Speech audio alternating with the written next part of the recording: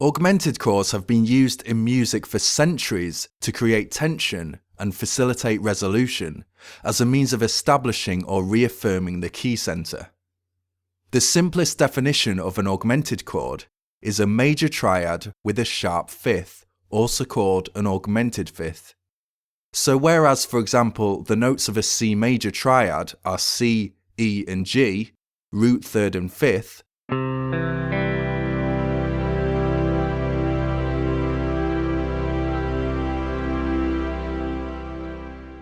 a C augmented triad would be C, E and G sharp, root third and sharp fifth.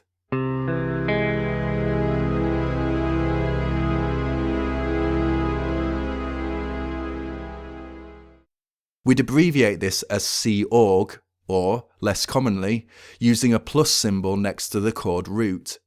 This tells us the fifth has been sharpened in the major triad. An augmented triad can be seen as major third intervals stacked together. For example, with C augmented, C to E forms a major third interval, as does E to G sharp, and then G sharp to C. This formation of identical interval components creates what is known as musical symmetry. Later, I'll show you how this symmetry provides us with an effective trick we can use in our composition. As we move between the natural and sharp 5 of the chord, you can hear the tension created by the augmented fifth.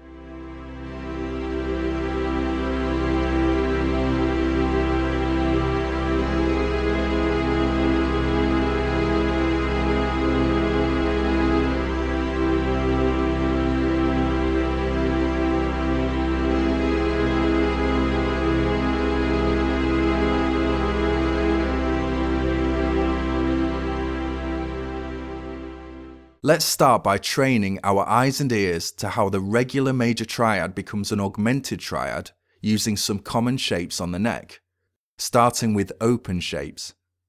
I'll show you the suggested fingering in the top right diagram. Note that we might have to change the standard fingering of our open chords to change smoothly to the augmented shape.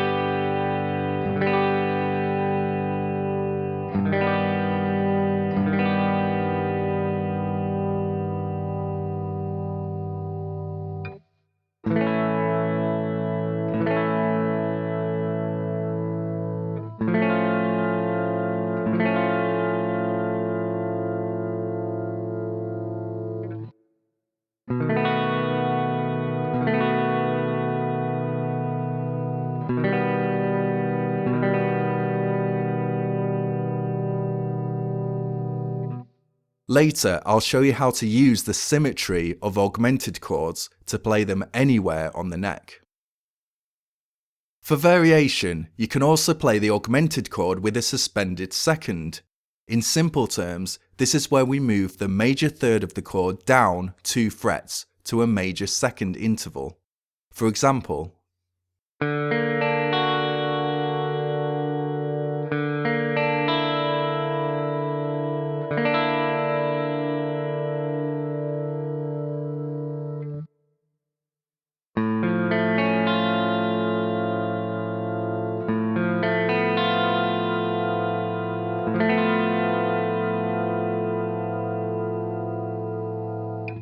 before we look at other variations, let's focus for a moment on some ways augmented chords can function in progressions. Let's say we were in the key of C major, so C major would be our 1 or tonic chord, the home chord of the key. Again, note that I've changed the fingering of the C major chord to accommodate a smoother transition to the next chord. Often, composers will augment the one chord to effectively destabilize it before moving to another chord in the key. Typically, the destination is the 4 chord. So in the key of C major, a typical movement would be C major, C augmented, F major, or F major 7 in this example.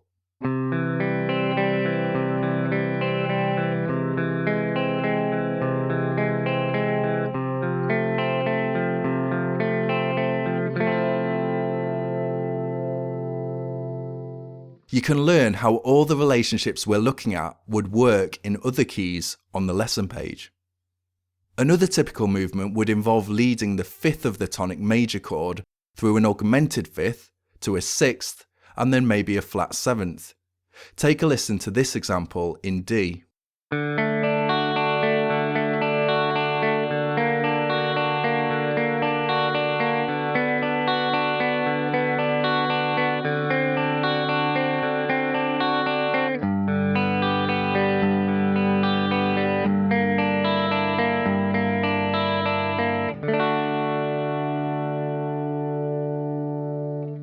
So we can see how the movement we just played creates a chromatic sequence from the 5th to flat 7th of the chord. The movement through an augmented tonic helps to set quite an unsettled mood. The augmented chord really expresses its harmonic function when used in the 5 position, since the 5 chord naturally carries tension, which can be complemented by using an augmented chord. In the key of A major, E augmented would be our 5 chord. Listen to how this augmented E chord creates additional tension before resolving back to A major.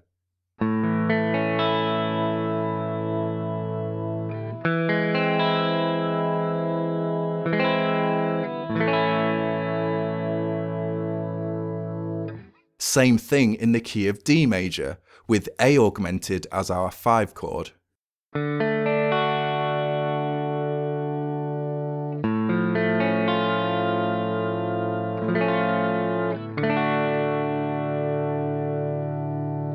Sometimes composers will add a 9th to the augmented chord in the 5 position to give it a bit more tension and colour.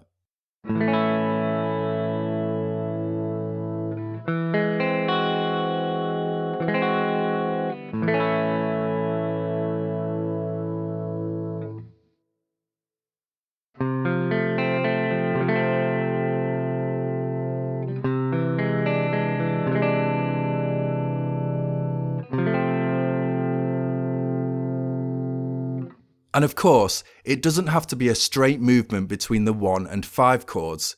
Here's a more fleshed out example in the key of G major.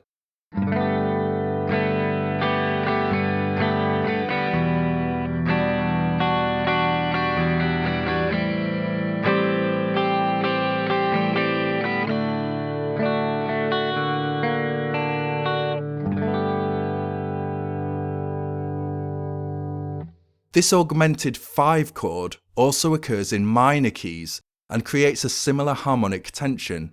Same 1-5 root relationship, we just have a minor chord on the tonic position instead of major. Take this A minor key example with E augmented as our 5 chord.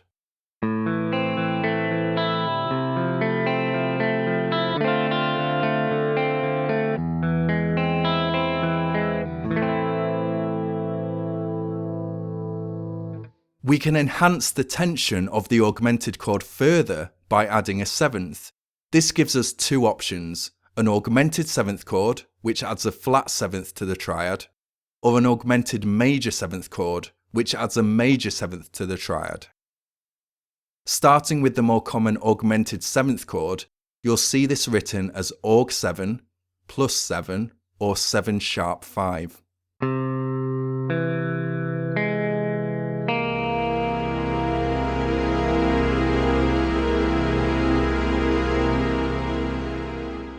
Here's how we could play it in several keys.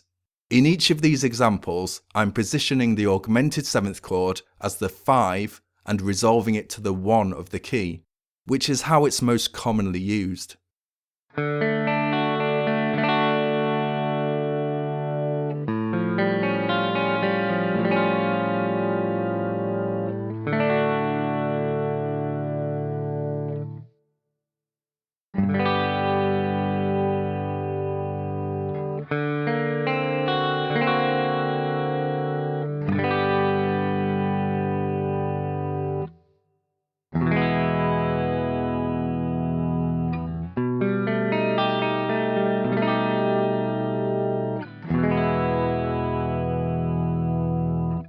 If you have trouble playing bar chords, you can cut down this fifth string root shape as follows. Be sure to collapse your index finger back slightly to mute the fourth string.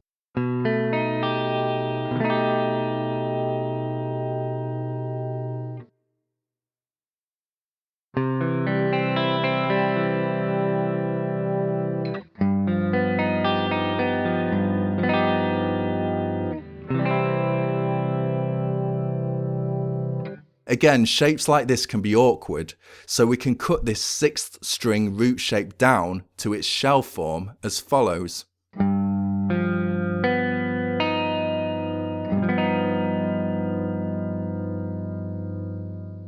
Remember that this 5-1 relationship also works in minor keys.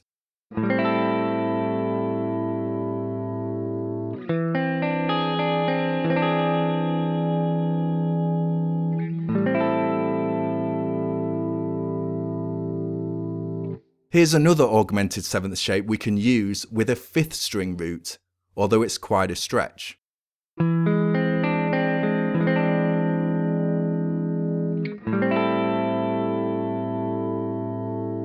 Now, we can use the augmented seventh shapes in other positions to create tension in our music. But when outside the 5 position, and depending on the implied scale over the chord, be aware that it can be spelled as a 7th flat 13th chord, the flat 13 being enharmonic to the sharp 5. Same chord sound, different implied function. Whether the altered interval is called a sharp 5 or a flat 13th is for a whole other lesson. Just know that the chord voicing can generally be considered an altered dominant 7th chord. Since both chord qualities have the same sound and use the same shapes we've learned, let's look at how they can be used in other positions. For example, we can use it in the 3 position in major keys. In the key of G major, the 3 chord would naturally be B minor.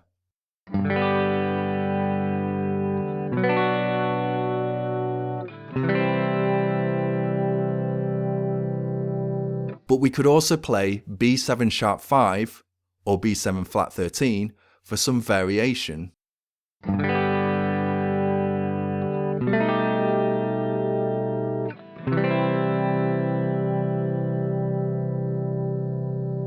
Using the same concept, composers often move from the 4 chord down a half step to the augmented 3 chord, such as in this example in D major.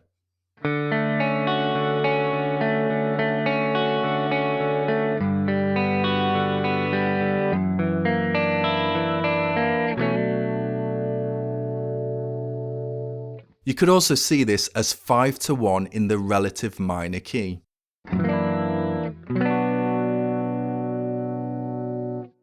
We can also use an augmented 7th shape to good effect in the 6th position.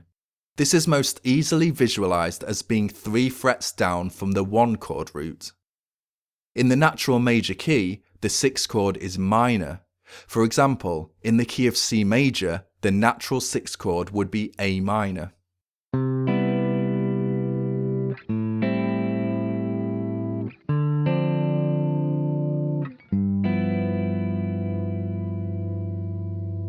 Let's try changing that 6th chord to an augmented 7th shape. Here I've added an extra 7th on the 1st string, but it's not required.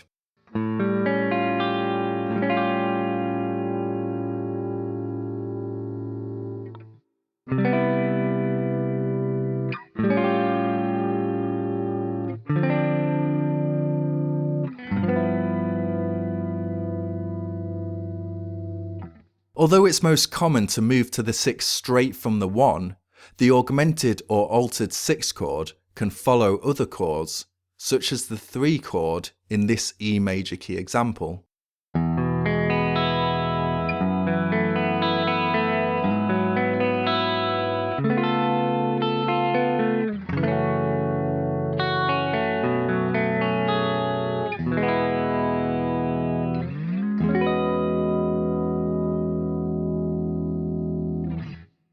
experiment with using augmented shapes in different positions within your progressions. If it sounds good, use it. Back to the basic augmented triad.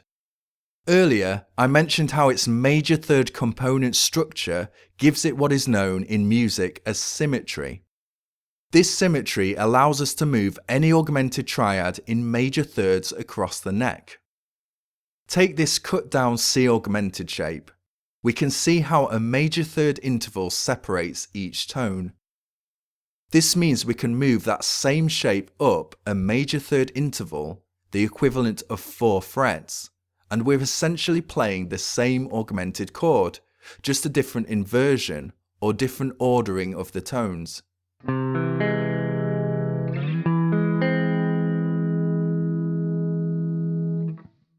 Move it another major third interval to get another inversion.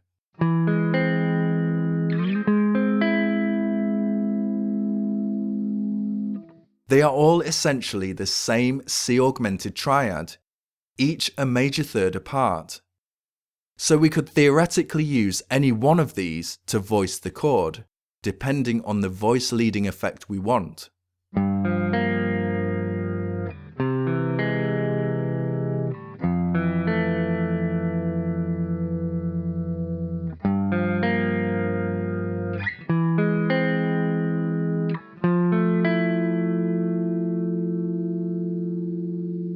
But we could also create a movement of augmented harmony between them.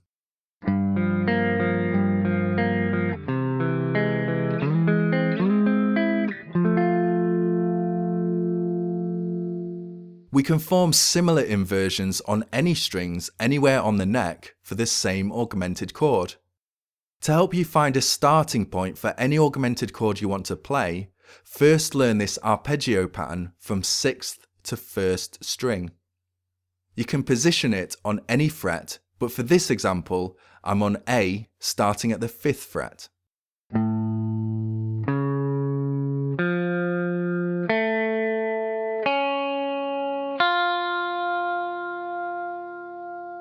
We can then divide up this pattern into groupings of 3 strings. Each grouping represents the same augmented triad because of the major third symmetry we established.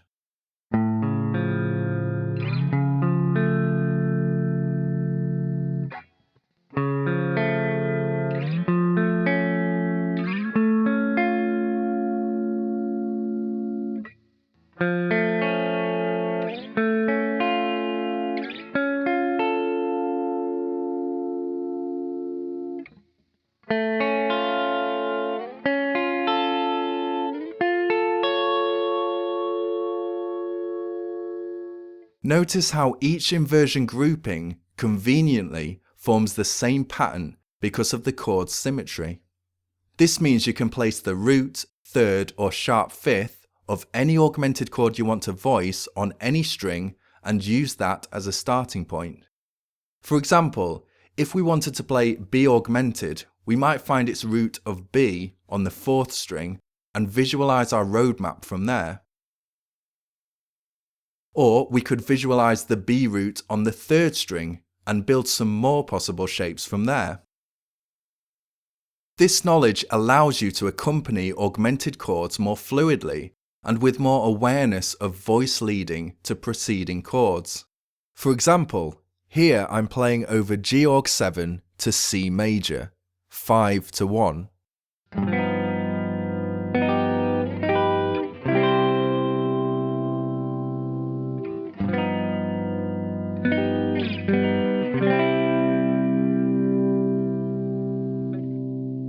In both those examples, the sharp 5 resolved up to the major third of the tonic chord. This is the primary voice-leading function of augmented chords in the 5 position, and one way they aid the tension-resolution dynamic. We'll look more specifically at voice leading in another lesson. Finally, let's have a quick look at the rather mysterious augmented major 7th chord, sometimes called a major 7 sharp 5 chord. It's essentially an augmented triad with a major 7th. It can also be seen as a major 7th chord with a sharp 5th.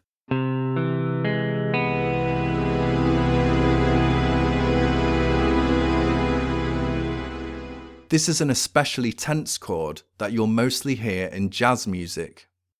Most commonly, the augmented major 7th chord is used in the tonic position. Just like the augmented triad, it can be used to destabilize a major tonic, before typically moving to the 4 chord.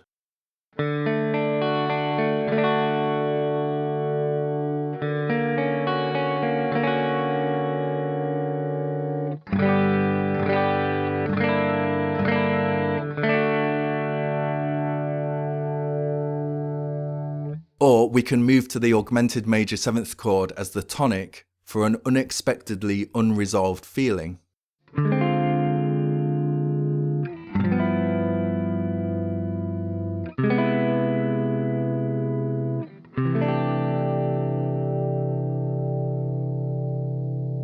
For more help with augmented chords, including a complete chord chart and a breakdown of the examples covered in this video, visit the lesson page linked in the description.